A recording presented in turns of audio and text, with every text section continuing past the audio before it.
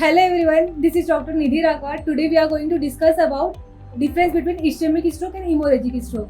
So ये video में हम लोग सीखने वाले हैं difference between ischemic stroke and hemorrhagic stroke, उसके टाइप्स, उसके प्रिवेंशन और उसका ट्रीटमेंट. सो आइए शुरुआत करते हैं. तो इसके टोटल दो टाइप्स होते हैं, ischemic stroke and hemorrhagic stroke. तो पहले ischemic stroke के बारे में समझ लेते हैं.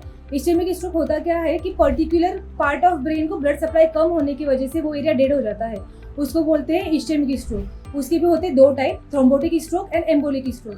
थ्रोम्बोटिक स्ट्रोक में होता क्या है कि क्लॉट ब्लड वेसल्स में बनने की वजह से पर्टिकुलर एरिया डेड हो जाता है. अगर ऐसे टाइम पे पेशेंट आपके पास एक्यूट फेज में प्रेजेंट होता है तो उसको हम लोग थ्रोम्बोलाइज करते हैं, थ्रोम्बोलाइट ड्रग्स लाइक रेक्टिप्लेस, टिनेक्टिप्लेस. और अगर पेशेंट क्रोनिक फेज में आ रहा है तो हम लोग उनको antiplatelet and anticoagulant drugs advice करते हैं.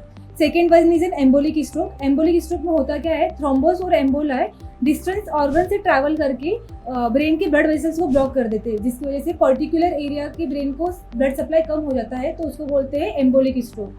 अगर इसमें ट्रीटमेंट अगर हमको एडवाइस करना है और पेशेंट अगर हमारे पास एक्यूट फेज में प्रेजेंट होता है तो हम लोग उसको थ्रोम्बोलाइज करते हैं, फिर से थ्रोम्बोलाइक एजेंट लाइक टिनेक्टिप्लेस एंड रेक्टिप्लेस. और अगर पेशेंट क्रॉनिक स्टेज में हमारे पास आता है तो हम लोग एंटीकोएगुलेंट ड्रग्स एडवाइस करते हैं. Second is an haemorrhagic stroke. Hemorrhagic stroke occur because of an blood vessels which supplies to the brain get burst, which causes bleeding within and outside the brain.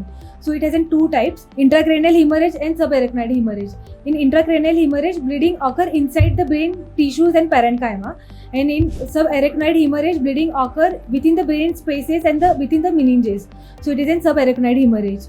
So patient present to you in an acute phase, patient is advised for an hospitalization in an ICU and lower the intracranial tension and pressure. And second, if patient present in a chronic stage, advise rehabilitated the patient. In a prevention part, treat the main cause and treat an hypertension and improve life you are like in exercise and diet. If you find this video helpful, kindly like, share and subscribe.